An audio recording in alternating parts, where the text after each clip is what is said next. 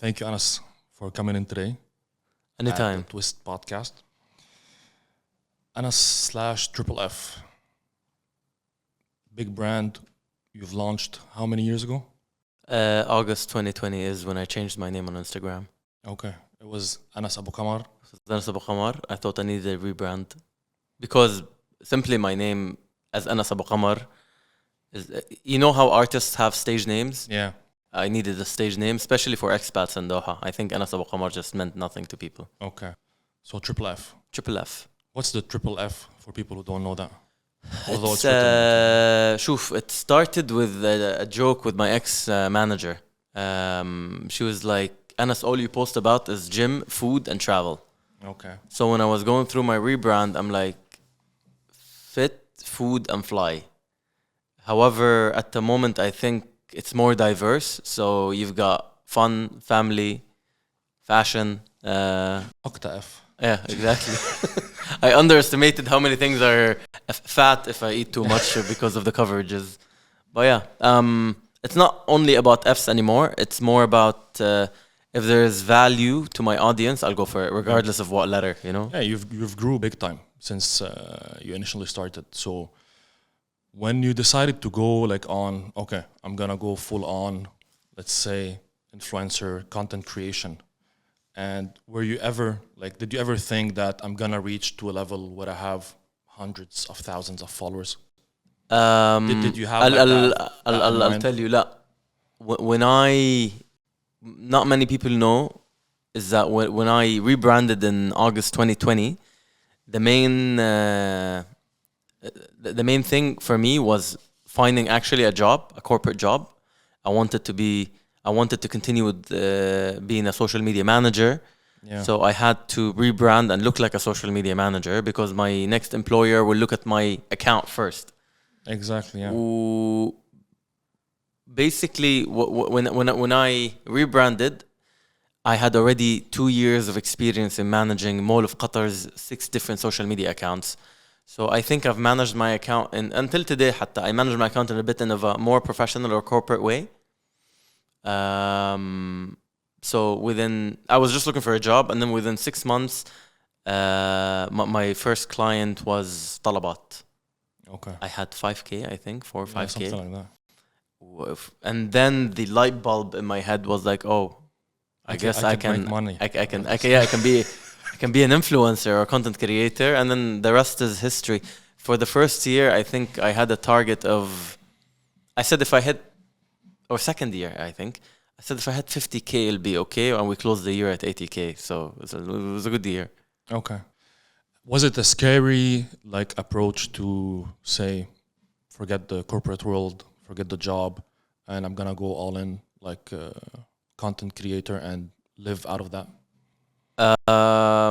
For me personally, I think I'm privileged because I already have a business. We have the vet clinic, so it was easier for me to leave corporate and take a bit of a break. However, yes, there was a bit of maybe pressure. There's always pressure and people that doubt. Why I ask this question? Because there's a lot of new content creators that look up to you. Okay, as someone who started with 5K and grew so fast, within 2-3 years, and made something. As cliche as it sounds, the recipe of success was consistency. Was just produce content at least 3-4 posts per week. Yeah. Don't focus on the numbers. Yani, a lot of people maybe start, and then with the first 2 months, 3 months, they don't get the views or the likes. They get demotivated and they just let it go. Exactly. If you believe that you want to be a successful or a famous content creator or an influencer or a blogger, you gotta go to the end. You were talking about consistency, and that consistency made you grow your account. I've followed you from below 5K. Okay, I've followed your content, and I've always talked to the guys here, and they know consistency. Plus, you had something like a creative touch that as soon as you see the post, I know it's yours. Without looking at, you were doing stuff that people at that time were not doing. Like the one I remember was like the donut thing with the plane, and That's a good one. Yeah.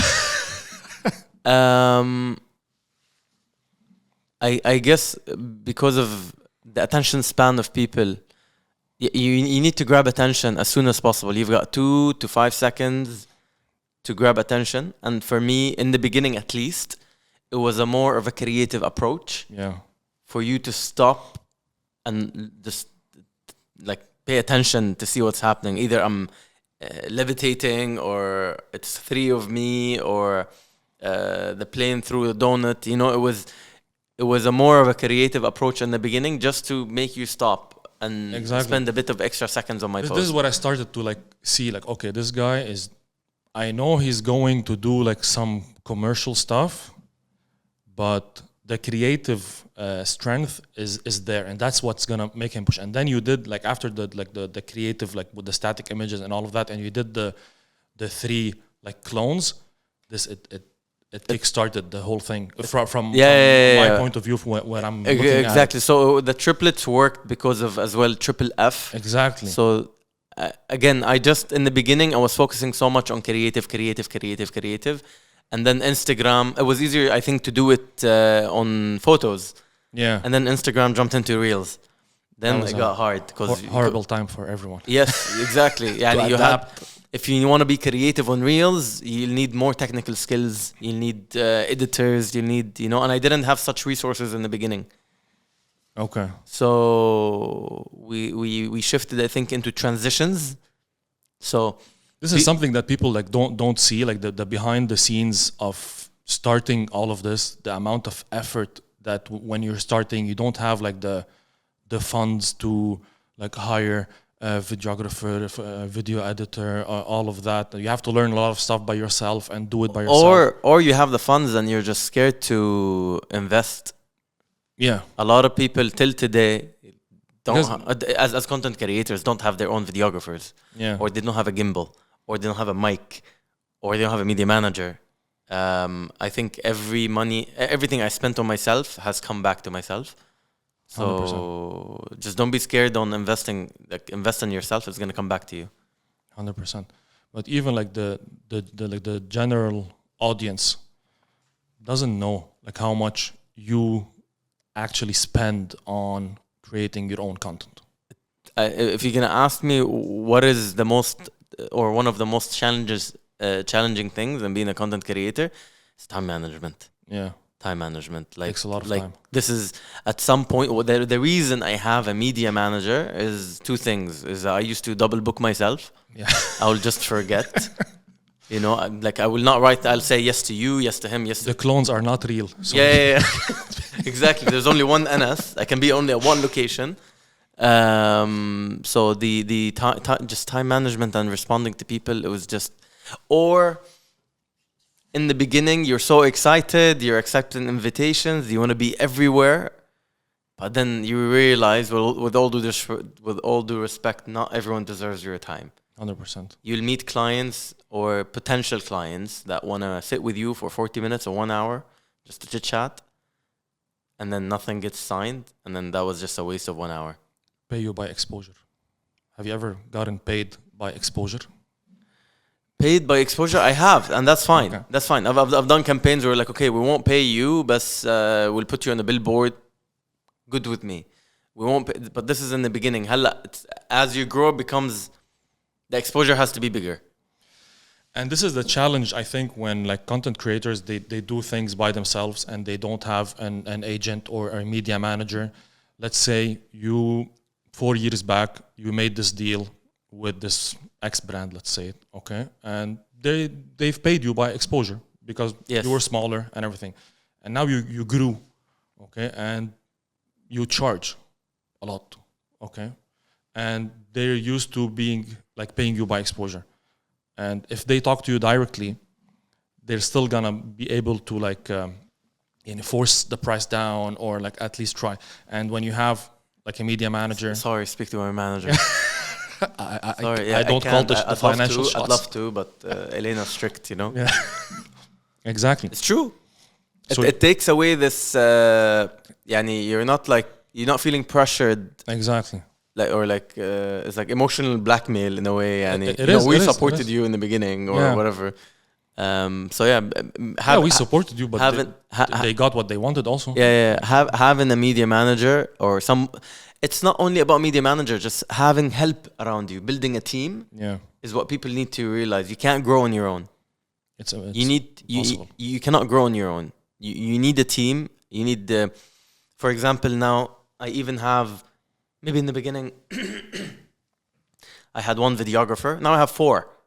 Not full time, but for example, for food I have this guy. Yeah. For transitions I have this guy. For fashion I have this, like, you know, they're even more specialized at the moment. Exactly. The industry changes a lot. So talent, you need to change talent. You need Exactly. new talent. You need new blood. It becomes And repetitive. as I grew, my videographer grew. So sometimes he's busy. So I have to have 100%. options. Because when for example X, okay, we knew that okay he's doing videos like with Anas. Okay, so this guy also like his portfolio grew because of you, and he was making more money. So maybe it was like okay, and then he shined on his own. It's fine.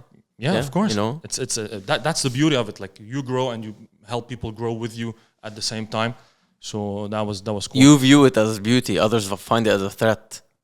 No, it's beauty, man. Yeah. Good. No, that we're in the same boat. Yeah. Even here, like with like our company, I've seen a lot of guys that come in here. They learn a lot of stuff, and then they move out like from different departments. I have people who work with us, and now they're at Google, etc., etc., etc. Yeah, I'm just proud. Call them all the time. Like, thank you for everything you've done for us. Proud. Yeah, That's amazing. so that's the way of the world. If you don't see like the beauty in everything around you, you're just gonna be a negative. You need to realize, yani I try to voice this often. Someone else succeeding won't take away from your success. 100%. I think I had this conversation yesterday. I get a lot. I get this question: who's your competition? Or I don't look at competition. I think I get inspired by others. Yani it makes me work. Like if I see somebody doing better, it makes me want to do better to get to where they at.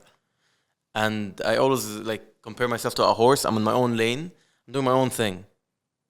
And it's working. Alhamdulillah, yeah, so far it's working. It's Yani working. I'm not gonna like no need to hate on somebody because they have they have bigger numbers, or they have in the end he's unique, and I'm unique, and each one of us will get what they deserve. Like right now, let's say when you're at a place where you have like over 250,000 followers, do clients still like compare the numbers? People still compare. Yeah. But it's because, with all due respect again, on different levels, whether it's influencers or clients or marketing managers, sometimes there's a lack of competency in doing thorough. Like I know I'm at 275. If I buy 30K, push it to 300, not many people will notice. Not many people will notice, except the people that really like are following your account. But like The clients won't notice. the client won't notice. No way. And then it could. I know, for example, recently someone else got chosen over me because they had more. Literally, the criteria was we taken influencers above 500K. Like without looking at anything else. You're not looking at engagement. No, nothing. It was just a figure number. Or back in the days when verification was a criteria. Yeah. Now, okay, a lot of us are with That was Meta. a ridiculous thing. Some brands like it's not like what's the word? I can't find the word at the moment, but yani, it was like to work with us you need to be verified. Okay. It was mandatory. Yeah, you need to be someone like like you need to go and pay like someone at Google like $15,000 and get your verification. you could do that as well. Yeah. Yes. We've done it multiple Yeah. times for people. Yeah. It was ridiculous.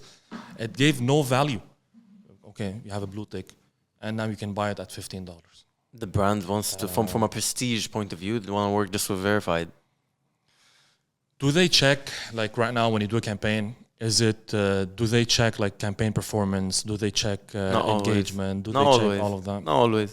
Okay. Which is like I know when I work with a client, I feel stressed, especially when it's paid. You feel stressed because you gotta bring back results or like return on investment.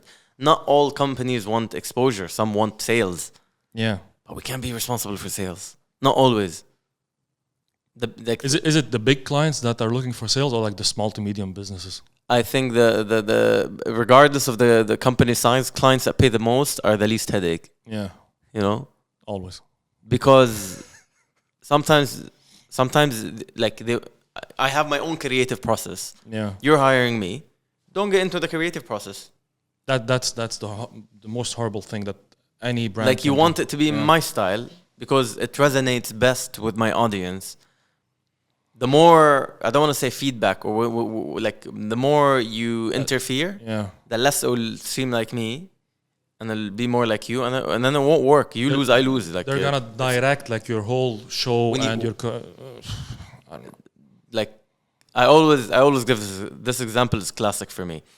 When the CEO of Qatar Airways is on a flight, he does not speak to the pilot. Exactly. Let the professional do their job. I'm the pilot. Let me fly the plane, you know. What I'm seeing here, like especially in Qatar, okay, like is they're using the influencer as an actor in an ad that they created. That's like the direction that they want. Some clients and some clients do want a commercial. Yeah. Even if it's not a commercial, like they will direct the whole flow of they'll your give you words like and the script and how you say it and the whole thing, and it's fake. And you look at the piece of content like, this is paid. Yeah, and then you look at it, this is paid. And there's something weird about the internet when the audience knows it, like there's lack of trust. Yeah. When they feel it's paid. 100%. And there's sometimes it's paid, but you're still engaging. Exactly. Still, people are interested to know. But that's not the first idea that goes in your mind. Like, yes. this is a paid commercial. Yeah. You just want to watch he's selling me something now. Because you're curious. And it goes to the level. Sometimes filming something with a camera does worse than filming something with a phone. Yeah. But then you have a client that paid you 20, 25, 30. You need to and if you show up with a camera, they might look like this guy isn't. He's not professional enough. Yeah. Whereas in reality, the the phone same actually thing. could do best for you in terms of numbers, exposures, and sales. Yeah. Because you have more like. The way I maneuver around this is sometimes you're the client, you have an idea to do, right? But let me do it my way. We'll do both, and it's extra work. I'll do the thing you want, and I'll do the thing I want because the thing I want, I'm responsible for it. You show them both. And No. Both get posted. Like both get posted. Both get posted if they're good enough. Okay. What they pay for, they get. And then sometimes I have an idea, like I want to do it. I want to do it, but the idea could be 5-8 seconds. Yeah. The client will never the thing is, the client will say no way that I just paid you 20K, 15K, and you're doing 8 seconds. But that's the thing. That's. But it could be. I don't know if you remember the shawarma video. Yeah. Beautiful story, and I love the story because in the beginning, this video did 3.8 million in views. Wow. And the owner of the shop was calling me to tell me that daily they're selling 2,000 shawarmas. Wow. For 2 weeks. Wow. The beauty, this is such a beautiful story. So I go into the shawarma place and on my own, Okay. I consume shawarma and I leave. I just wanted to just taste it. Yeah. I wasn't there for work. Outside, a guy wasn't help. They needed money. I said, listen, dude, I won't give you cash, but I'm happy to buy you dinner. I just had an amazing shawarma. Come back. This is my personality. Yeah. I'm very approachable. I'm like, come back inside. We go inside. By the way, I was 30, 20K followers. Yani. Okay. We're talking August 2021. Still pumping. Yeah. But this campaign pushed me even higher. Okay. That's what made me hit the 50K. Okay. So from like 30 or 20, I jumped. That's like your jumpstart campaign. Yes. So we go inside, we get the shawarmas, and then the chef doesn't know me. Maybe the cashier know me, but doesn't matter. Okay. I'm nobody at that point. I'm still nobody. I still like, I don't view myself as a celebrity. Stay humble. Yeah, but you can't. There's always somebody bigger. There's always someone richer. You're always somebody bigger. But now, if you walk down the streets, everybody knows you. I don't have that in my head. I don't have that in my head. Okay. I think for the best, it should not happen. Yeah. So I enter, I buy him shawarma. Chef doesn't know me, but he felt. I think he wanted to help too, so he didn't charge me Okay. for the shawarmas for this guy. Okay. Yeah, so I tell the chef out of courtesy, I'm coming back to film for you tomorrow. I wanted to do something nice, Okay. you know, but I didn't. I was like, okay, at that point, I'm like, if the video does 10K or 20,000 views, 30,000 views was my Amazing, benchmark. yeah. Was like perfect. Yeah. So we come back next day, me and my videographer. We film an 8-second video. 8 seconds. 8 seconds. I didn't mention the place. I didn't show you the menu. I didn't show you the setting. I didn't show you nothing. I didn't tell you that they are on a delivery app. Okay. And it was madness. It was literally madness. I got, because I'm a Talabat ambassador, I was just like, mathematically, how did you well, yani? How well did you do? And the guy had like 1,000% acquisition, new customers, like that weekend. Like we did comparison to the weekend before, and the weekend I did the thing. I didn't say order from Talabat, but people anyways found ways to do it. Like because they were looking at like Thursday, Friday. Where's this? Thursday, Friday, Saturday. The guy had like 1,000% or 500%, like day by day of that's just on a delivery. He didn't tell me what to do. He didn't tell me what to film. It was just instantaneous, unspontaneous. That's amazing. And it went, just the video jumped into 1 million in 3 days. I was like, he got customers, I got followers, we helped a stranger, and everybody won in the story. Now the twist. Okay. The owner called me, like, he was so thankful, and I'm very grateful. He sent me gifts, like he was. Of course, like يعني سيخ الشاورما كان like the guy couldn't believe what's happening. The shawarma, he told me it would last till 11 p.m. Okay. The shawarma was finishing السيخ كان يفضى at like 5 p.m. or 6 p.m. After the video. Yeah, there was lines. Wow. Okay, I'm not saying but there's the danger here, or like, so he kept. The danger is like to try to replicate this. Can't. It just all the elements the location of the place was great, the video was great, the product was great and affordable, like it was as well multidimensional. It's not only me, it's everyone involved. 100%. What happened is he had another shop, okay, and now he wanted to replicate. let's do the same because he's seen the effect. Well, I didn't want to do it because I know he's seen the effect of a 3.8 million video. Yeah, and it's no way it's gonna happen or again. of a shop that's in Al Sad, approachable. He had a shop in Salwa. Now I came to filming. They know who I am. They told me what to do. A video 15 seconds wasn't good enough. Push it to 22, 25, 26, whatever. It was Documentary. And and it was paid, so it was pressure. Yeah. The video did well, it's like 70K, maybe 100K, but he had the benchmark already, so I don't think he was satisfied, and that's a danger that the client sometimes will have expectations. Yeah, very high expectations. I think if you want to invest in social media, you have to be able to take the bite if things don't go well. I want to talk about a campaign that happened. Did you see like the Snoop Dogg campaign with the smokeless stove? I've seen the campaign. Okay.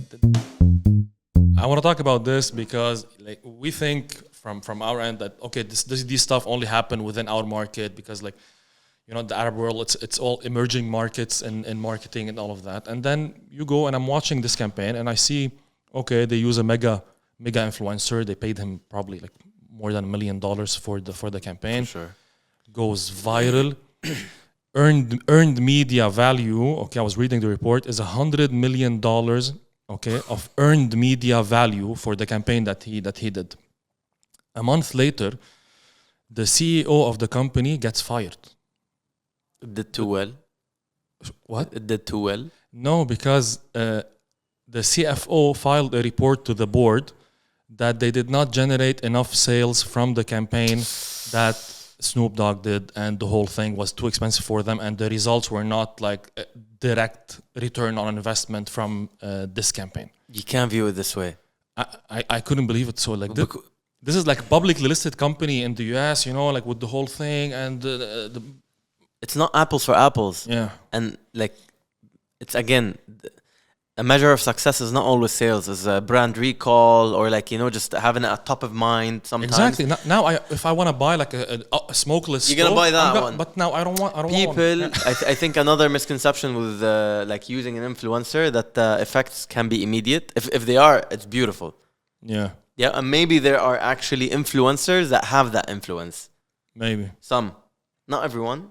Some, or even sometimes when it's something new or exciting. Sometimes you're a micro or like بتصير عفوية, like it's just spontaneous and it works immediate effect. Shawarma, I'll go back to shawarma example because we just spoke about it. Until today, people are buying, and like every couple of weeks, I'll get somebody will mention me on the story that I've done it.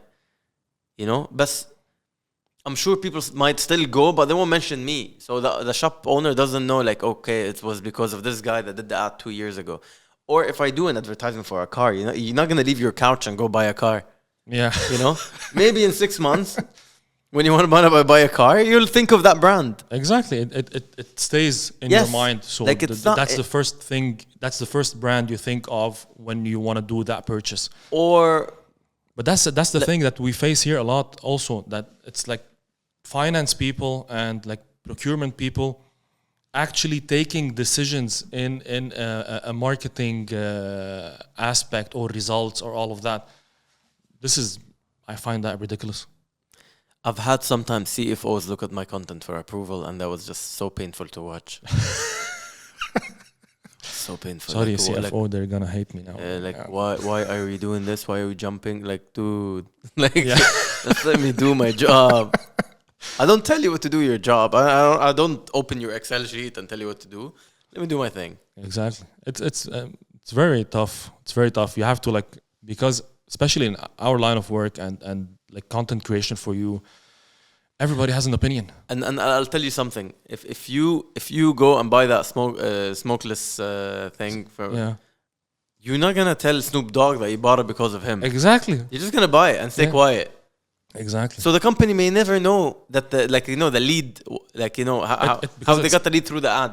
This is what I say. It's always whenever we're doing like content or marketing or brand awareness, it's lifetime value of the client. So, yes.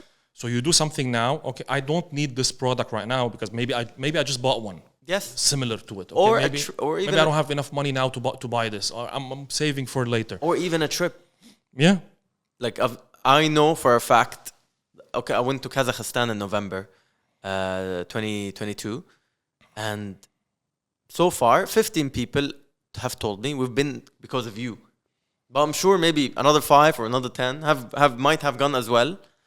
They're just not gonna bother to tell you or tell the government of Kazakhstan that listen, I'm here because of Triple F.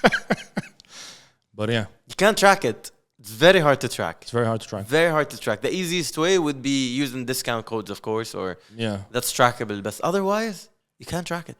And it's wrong to track it like instantly. Like if you use multiple influencers as well, it's a bit becomes more. And in my strategy, sometimes I tell them, if there's multiple influencers, just space this out. So you can at least see if there's an increased hype, an increased follower, an increase in inquiries, something. To like compare between you and someone else? Yeah, like, okay. Don't burn all your cards at once. Spread it out. Yeah. Because as well, from an audience perspective, let's say, especially in a small market here, majority of people that follow me follow the same, like 3-4 other influencers, and then we will all be in the same event. You'll see this place, like you'll see the similar stories in 5-6 accounts. 100%, yeah. And you're just not gonna watch. Let's say you got to my stories first, and then you got to influencer X afterwards. You might not watch the stories. You're just gonna skip. Yeah, I've never thought. So you've lost the value on that influencer. Yeah. In a way, or the opposite.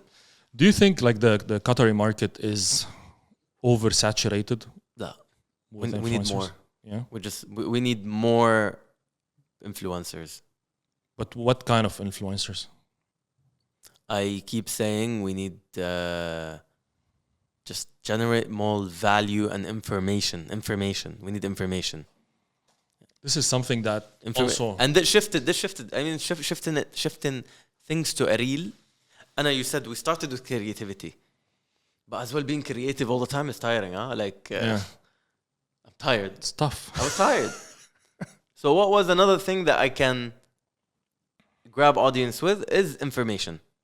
The recipe of success for me is being first at finding a new place or announcing a new event, or because I become the single source of information. 100%. I get the views. You did that well, very well, during the World Cup, during the pandemic as well. During the pandemic. That was big. You were I was following you to get like new information Yes. about a lot of stuff, and it was all like from credible sources. So I wanted to be till today. Like, we speak about consistency, and some things won't make they will not make sense to your friends. Yeah. Like, what do you mean you're waking up at 6 a.m. to like do like, you know, like to take that shot, or to wait in line for that product, or This is what I do. I'm obsessed. Yeah. I'm obsessed. Of course. Obsessed. I can seem crazy to those that don't understand, you know? Yeah, of course. Some people just think, oh, he just goes and take a picture and a video and. Sometimes yes. Sometimes yes. Yeah. But sometimes yes, there is pre-planning to the event. You know, like I know, like let's say Formula One. I knew the event is in November, but I'm like, you know what? Nobody spoke about ticket sales, and we're 4 months back, but they just published a press release. I can use it as a script. I went and did my own thing, like, and you were the guy people were waiting for, like, to get Formula One tickets. Yes, information. But then we get into something. I don't know if you want to get into it, but as you grow, you have this thing. Do you wait for somebody to hire you for, let's say, exhibition, like an exhibition X is happening? Yeah, I know what you mean. Like super influence. He's gonna be doing it already. If I know, if I announce it, it will do well on my channel. But then maybe if I wait a bit, they'll hire me and I'll get cash. So it's win-win.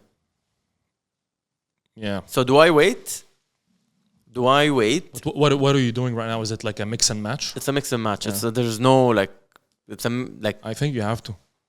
You need to understand that it's not always about the money.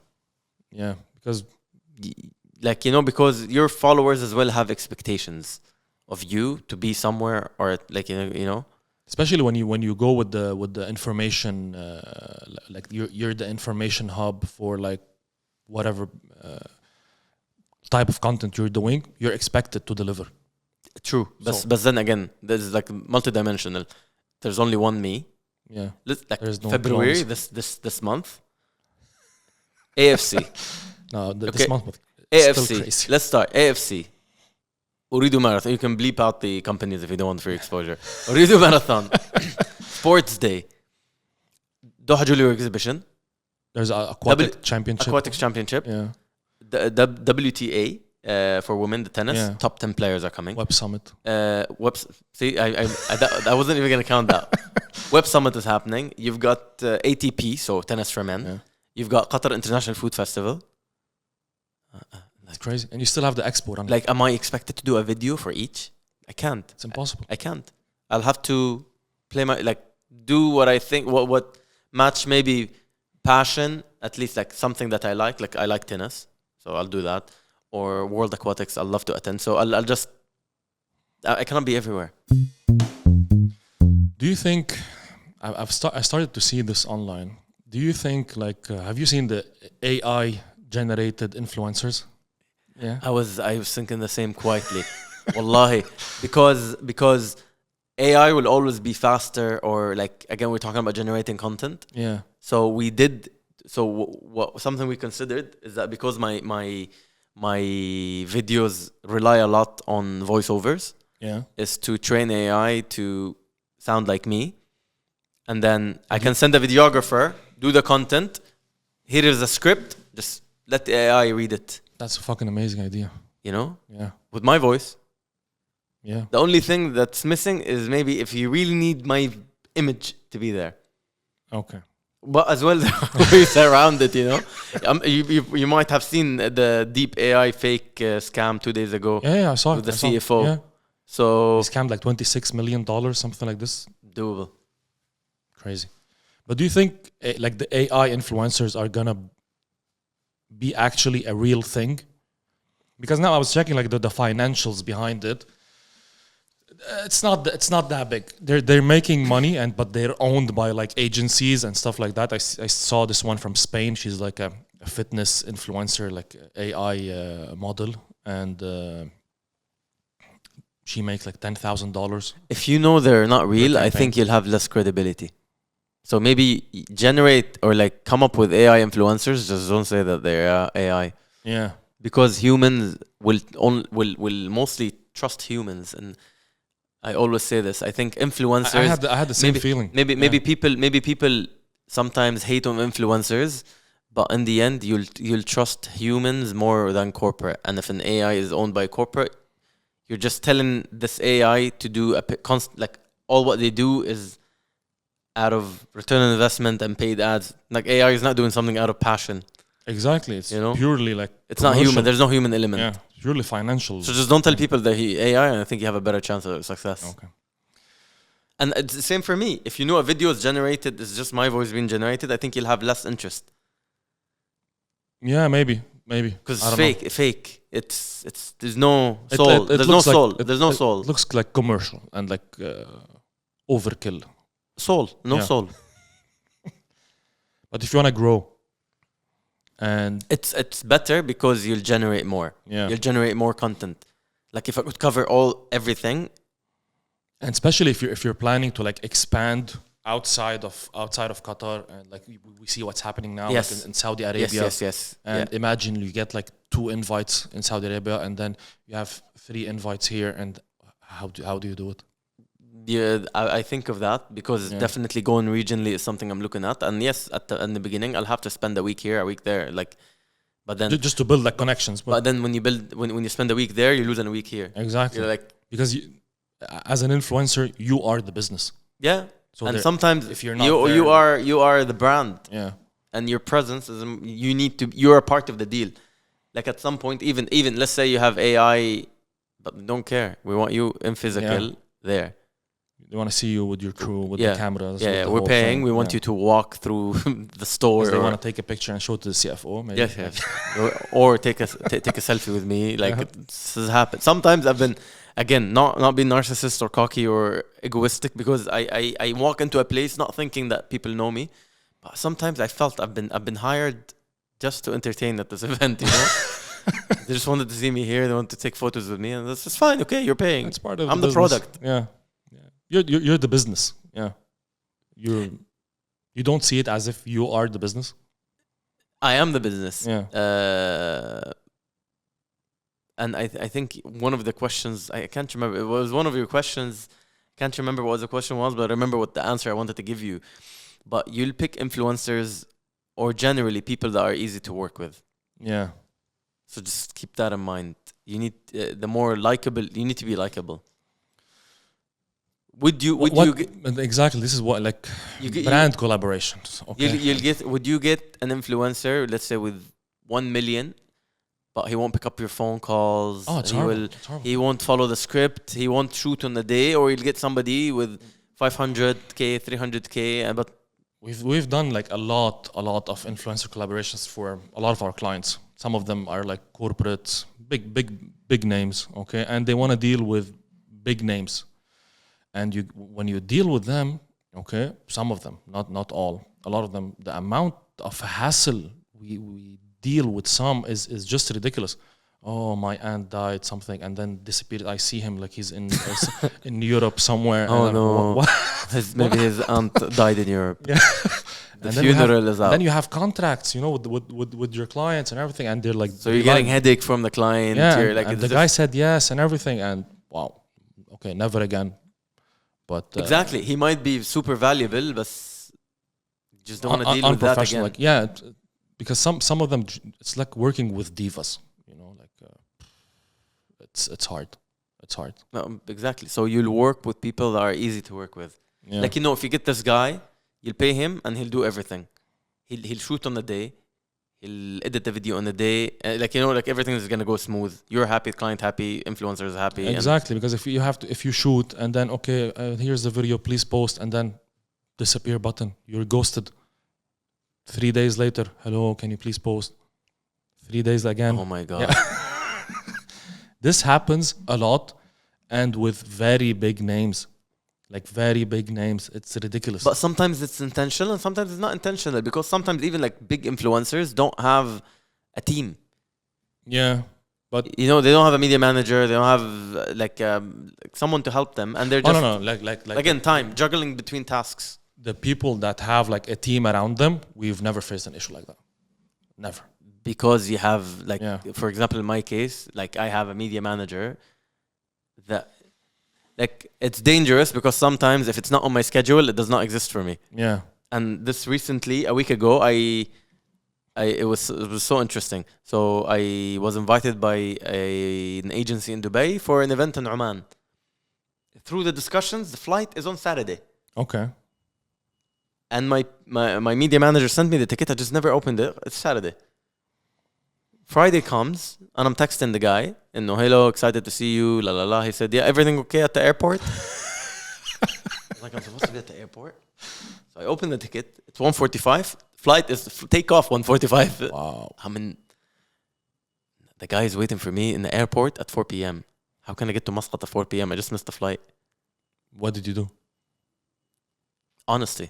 Yeah. I called him, and I told him, listen, I fucked up, but you don't need to worry. I'm buying a ticket on my own cost, and I'm coming. I value the relationship. 100%. Maybe other influencers, hey, can you rebook? My aunt died. Yeah, my aunt. But for me, it was I trust. I want this relationship to work, and I'll go beyond. First, to apologize, like, be responsible. When you do a mistake, like, it's okay. Like, say sorry, apologize, and take responsibility, and then try to make up for it. And that's what I did. So I arrived in Muscat. We went to the collaboration. I sat with the guy, again, apologized, got him a little gift from the airport. And the next day, even for the event, I hired a videographer with me. Like, I showed him that I'm investing, and I'm on your team, and I want you to just forget about the first impression. Because when I landed, everyone was like, "Oh, you're the guy that missed the flight." Like other influencers, amazing first like, impression. Oh my God, guys! First time in my life, it was the first time I missed a flight in my life, but it's just not in my schedule. You know, like, it's not there, it doesn't exist. It happens. It's the way you deal with it later that makes who you are. That's the most important thing. Everybody's gonna make a mistake. Everybody's gonna do something that's not planned. It's the way you deal with it after. So, amazing job, apparently. It worked. Like, this Muscat worked. Okay. What advice would you give to aspiring content creators? I see a lot of them in Qatar, young people, or maybe people trying to exit like the professional life that they have, that they don't like, and they're really good, and they don't know how to monetize what they have, or they don't know how to make this a business. I was lucky that I came from corporate, and specifically at my last job, I used to bring influencers. So I saw the back end of multiple influencers. I've seen like the idea, as simple as having a media kit. Yeah. You know, like sometimes you work with mega people and they just don't have a media kit. So I think take time and do research, because there are free resources online, just in Google, on how to become a blogger or a content creator, or like, it's others have done that job, so don't recreate the wheel. Take a course, again, invest in yourself. Exactly. Take a course on videography, photography. Take a watch a YouTube video and listen. Watch this video, you know, on how somebody has done it, for example. Like, you know, or again, we'll go into be consistent.